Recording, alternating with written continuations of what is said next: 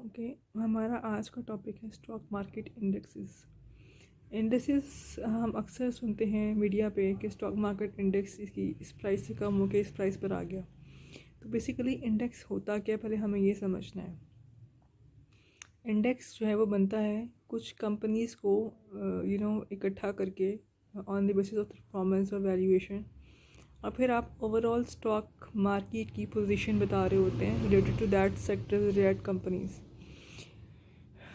मतलब उनकी प्राइसेस को आप काउंट करते हैं और उन स्टॉक्स की जिनको आपने कंसिडर किया हुआ होता है, और फिर आप उन्हीं स्टॉक्स की प्राइसेस के वेरिएशन या फ्लक्चुएशन की बेसिस के ऊपर स्टॉक मार्केट के ट्रेंड्स को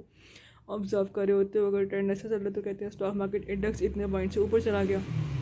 और अगर इंडेक्स सूटेबल नहीं जा रहा, फेवरेबल नहीं है, मतलब स्टॉक की प्राइसेस कम होना शुरू हो गई हुई हैं उन कंपनीज़ की, तो हम कहते हैं जी स्टॉक मार्केट जो है वो इंडेक्स इतने पॉइंट से कम हो गया। फॉर एग्ज़ाम्पल अगर मैं बात करूँ इंटरनेशनली, तो बहुत ज़्यादा फेमस हम पढ़ते हैं बुक्स के अंदर, तो दो होते हैं, स्टैंडर्ड एंड पुअर्स 500 इंडेक्स और एक है डो जोन्स। अब डो जोन्स वालों ने क्या किया हुआ है कि 30 कंपनीज़ को, ये रहा 30 कंपनीज़ को इनलिस्ट किया हुआ है अपने इंडेक्स के अंदर, और उसके बाद इन कंपनीज़ की जो परफॉर्मेंस होगी with respect to their stock prices और ट्रेडिंग, आप ओवरऑल स्टॉक मार्केट के ट्रेंड को डिस्क्राइब कर सकते हैं, and that description is called as index. अगर मैं बात करूँ पाकिस्तान के पॉइंट ऑफ व्यू से, तो पाकिस्तान में हम जानते हैं कि हम अक्सर सुनते हैं मीडिया पे ही कि KSE 100 इंडेक्स इतने पॉइंट से ऊपर चला गया, इतने पॉइंट से नीचे आ गया। तो KSE 100 इंडेक्स का मतलब क्या है कि 100 कंपनीज़ को आपने शामिल किया हुआ है KSE 100 इंडेक्स में, और वो 100 companies they were added on the basis of their different sectors and different I should say different values। मतलब कौन सी कंपनी कितनी इंपॉर्टेंट है, ट्रेडिंग कैसी है, और फिर हर सेक्टर को आपने इसमें रिप्रेजेंट करना था। वो 100 कंपनीज के जो भी आपके बिहेवियर्स होंगे with respect to their prices and trading, उसकी बिना पर आप ओवरऑल स्टॉक मार्केट को डिस्क्राइब कर सकते हो, और वही डिस्कशन क्या होती है इंडेक्स। हम जब देखते हैं ना कि जी KSE 100 इंडेक्स इतने पॉइंट से कम हो गया, इसका मतलब क्या है, what I am forecasting is कि वो जो 100 कंपनीज़ थी, उन्हीं 100 कंपनीज़ की जो ओवरऑल ट्रेडिंग एप्टीट्यूड से वो सही नहीं जा रही, मतलब ट्रेडिंग कम हो रही है या प्राइसेस उनकी कम जा रही हैं, इस वजह से जो है वो 100 इंडेक्स कम हो गया है। और अगर उनकी प्राइसेस ज़्यादा होती हैं और ट्रेडिंग ज़्यादा होती है, मार्केट में मूवमेंट्स एंड डिमांड्स हैं, तो हम कहते हैं जी 100 इंडेक्स इतने पॉइंट से ऊपर चला गया। तो इंडेक्स बेसिकली है क्या है, it is the study of the behaviour of different stocks, जिसको आपने एक लिस्ट में शामिल किया हुआ है। अब जितने भी इंडेक्सेस मार्केट में अवेलेबल हैं, हर इंडेक्स ने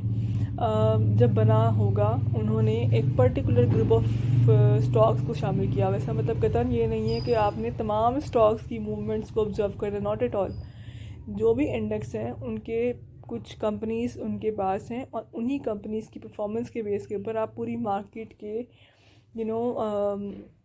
ट्रेंड्स को फोरकास्ट एस्टिमेट कर सकते हो। That is the main advantage of index, right.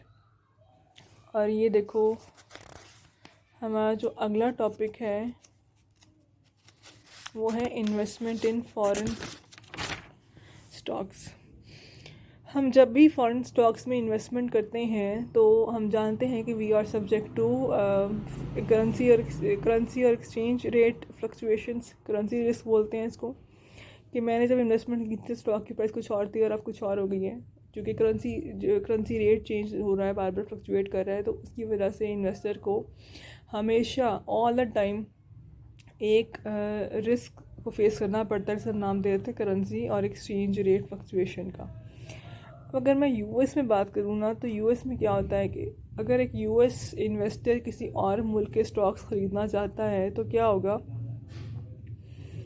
पहला मसला क्या आता है कि किसी और मुल्क के स्टॉक्स यूएस की स्टॉक मार्केट से अगर रजिस्टर्ड ना हो, लिस्टेड ना हो, तो क्या होगा। वो क्या करेगा कि वो एक बैंक के थ्रू ट्रांजेक्शन करेगा, और वो बैंक उसको उस कंपनी जो कि फॉरेन कंपनी है उसके इन्वेस्टमेंट के बदले में एक रिसीट देगा, से हम बोलते हैं अमेरिकन डिपॉजिटरी रेट्स। ये जो रिसीट है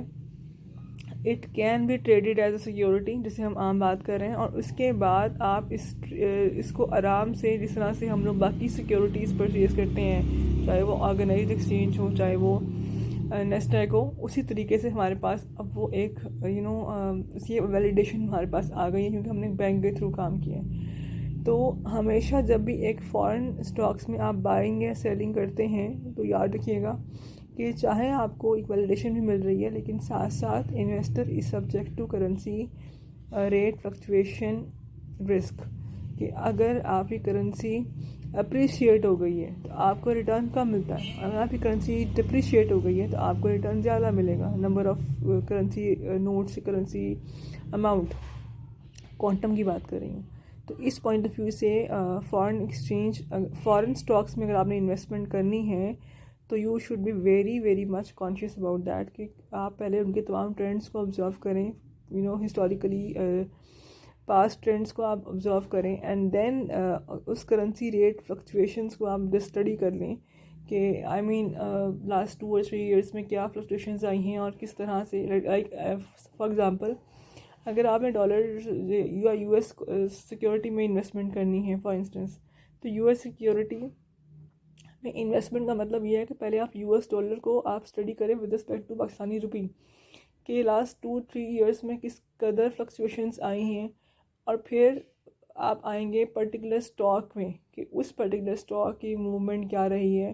प्राइसेस और डिमांड और ट्रेडिंग के पॉइंट ऑफ व्यू से, then you should go for buying foreign stocks, right.